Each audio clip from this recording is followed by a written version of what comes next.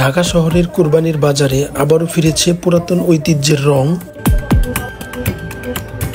গরুর দাম এবার তুলনামূলকভাবে স্বাভাবিক, তাই ক্রেতা বিক্রেতা সবাই খুশি।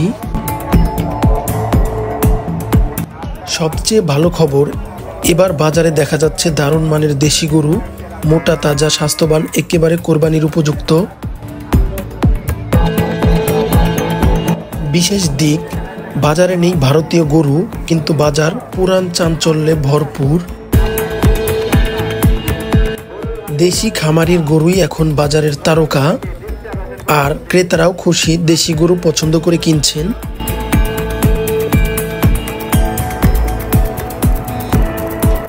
চলুন আমরা সবাই মিলে এই উৎসবকে করি আরও সুন্দর, স্বাস্থ্যকর ও দেশীয় উৎপাদনের উপর নির্ভরশীল।